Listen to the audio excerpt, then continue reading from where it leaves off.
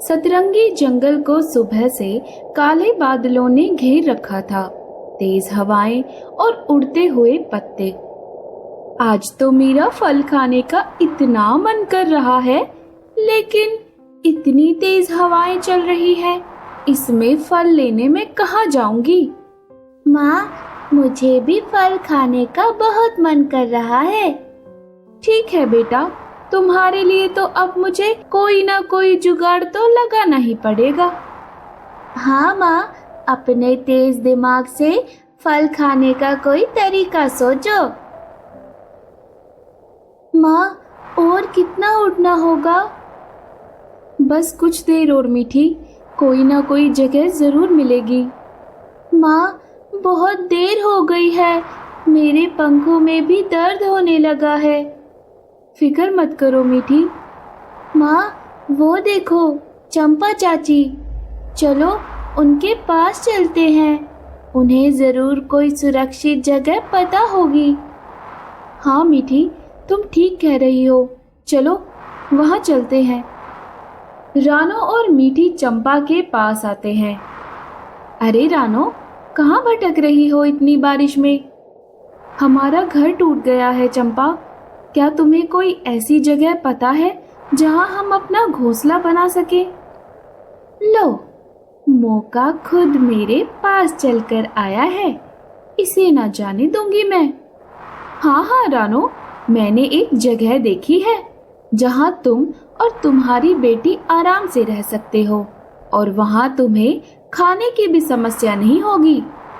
चंपा चाची, हम बहुत देर से तलाश कर रहे हैं, हमें अब तक कोई जगह नहीं मिली जहाँ हम घोंसला बना सके।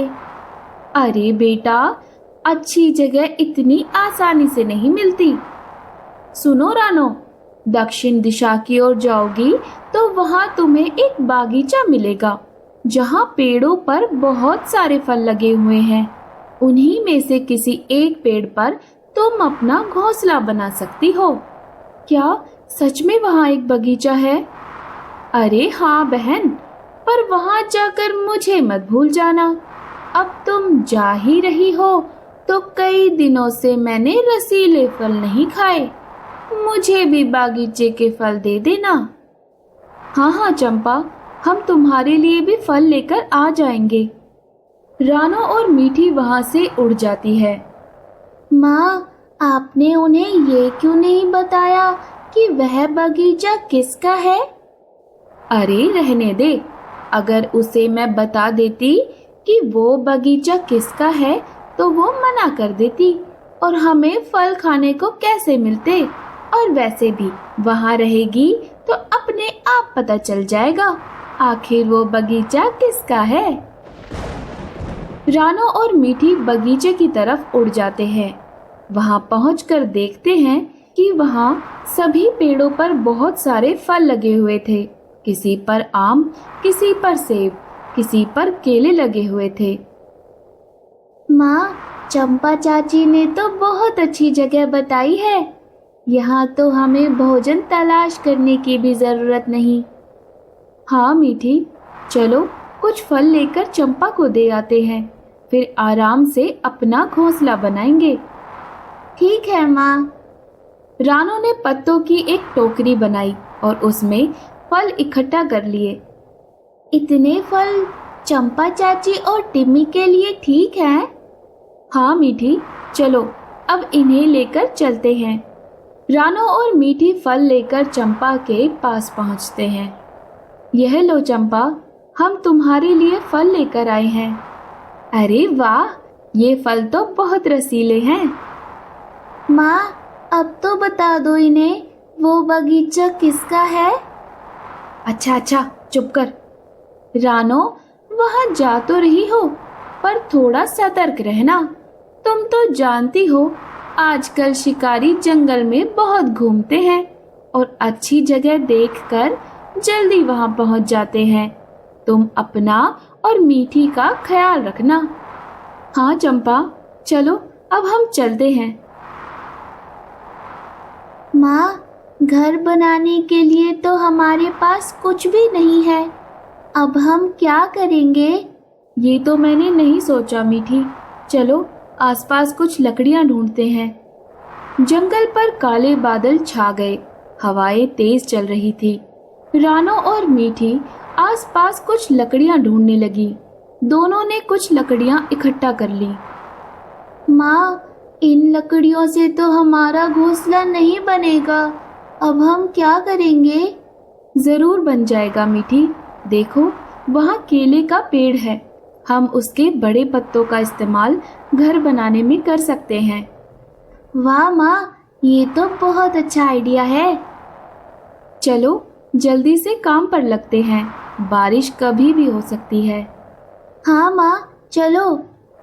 रानो और मीठी ने केले के पत्तों और कुछ लकड़ियों से एक घर बना दिया। माँ, ये घर तो बहुत ही सुंदर बना है। हाँ मीठी, चलो अब अंदर चलते हैं। देखते ही देखते जंगल में बारिश शुरू हो गई। रानो और मीठी ने कुछ फल तोड़कर केले के पत्तों के घर में रख लिया। चंपा चाची ने तो बहुत अच्छी जगह बताई है माँ। देखो, रहने की जगह और खाने की भी समस्या नहीं है। हाँ मीठी, चंपा ने सच में अच्छी जगह बताई है। मुझे तेरा ही इंतजार था झालू।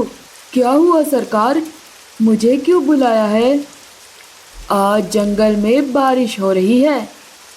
हाँ सरकार, माना कि मेरी दूर की नज़र कमज़ोर है, मगर बारिश हो रही है ये तो मैं देख सकता हूँ। अरे चुप कर, मैंने तुझे बारिश देखने के लिए नहीं बुलाया, शिकार ढूंढने के लिए बुलाया है। कुछ समय पहले तुमने मुझसे क्या कहा था याद है? इतनी बारिश हो रही है पर एक भी शिकार मेरे हाथ में नहीं आ रहा। सरकार, शिकार के लिए चारा डालना पड़ता है। कैसा चारा? सरकार, इस जंगल में अभी सभी पक्षी बहुत चालाक हो गए हैं। अब कोई भी पक्षी आसानी से हमारे चंगुल में नहीं फंसता। ये तो तुम ठीक कह रहे हो। कई दिनों से मैं सिर्फ मरे हुए चूहे खा रहा हूँ। अभी तक एक भी पक्षी का शिकार नहीं कर पाया मैं। हाँ सरकार, हमें पक्षियों को फंसाने के लिए बहुत बड़ा इंतज़ाम करना पड़ेगा। कैसा इंतज़ाम? तुम किस तरह के इंतज़ाम की बात कर रहे हो झालू? पक्षियों को फल बहुत पसंद है। हमें एक बगीचा बनाना चाहिए जिस बगीचे में बहुत सारे फल लगे हों। फलों को देखकर पक्षी बगीचे में आएंगे और हम उन्हें झपट लेंगे।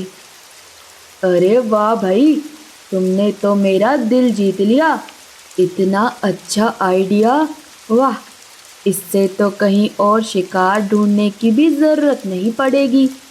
हर रोज़ कोई ना कोई पक्षी मेरे बगीचे में आकर मेरा शिकार बनेगा। वाह! याद आया झालू? हाँ सरकार, याद आ गया। चलो अब बगीचे में चलते हैं।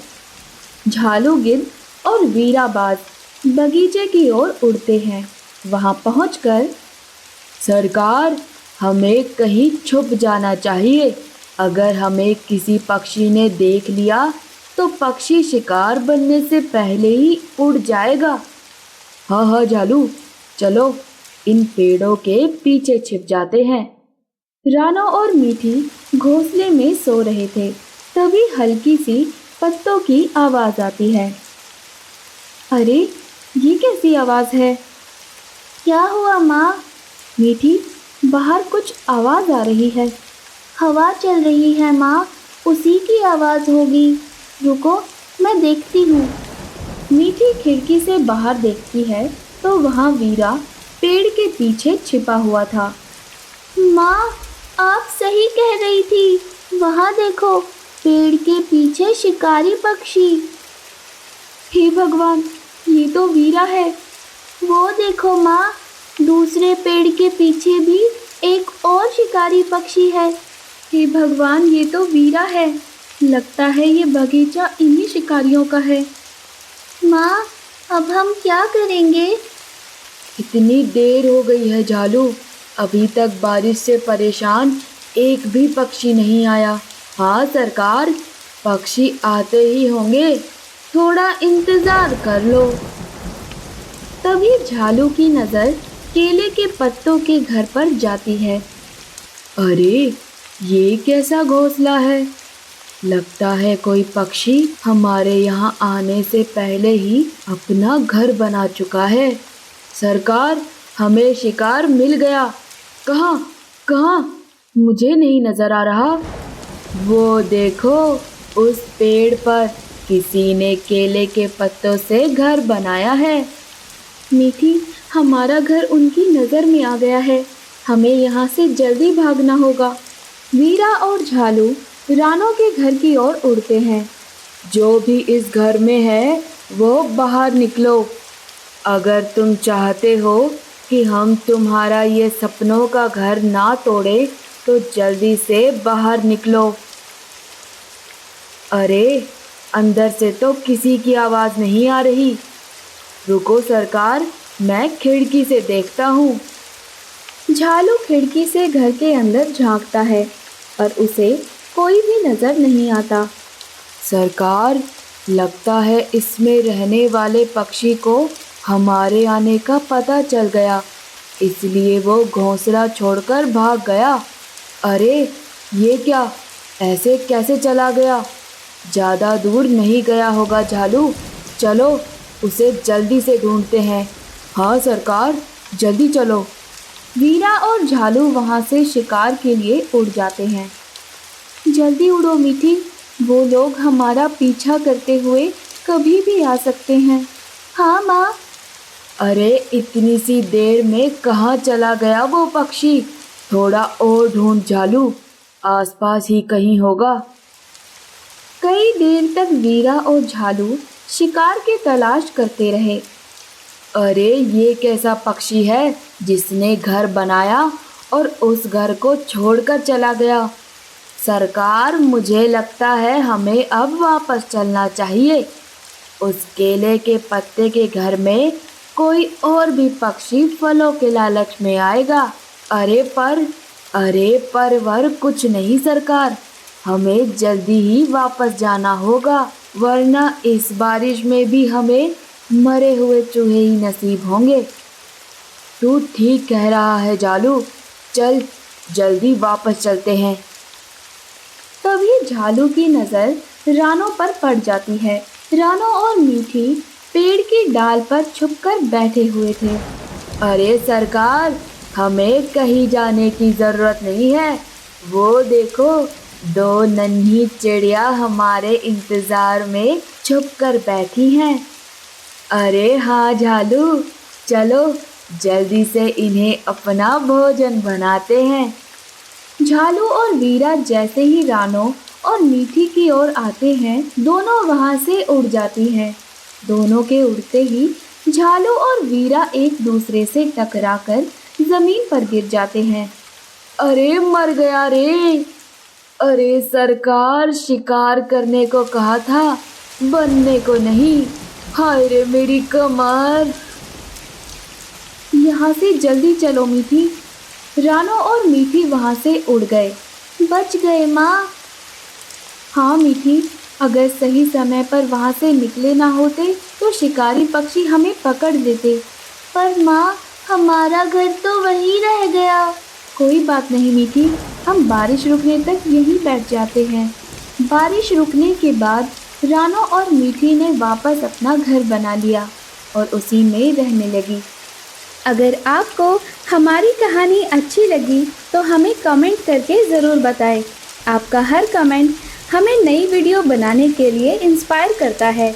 जल्दी से वीडियो को लाइक, शेयर और चैनल को सब्सक्राइब कर दीजिए। Thank you.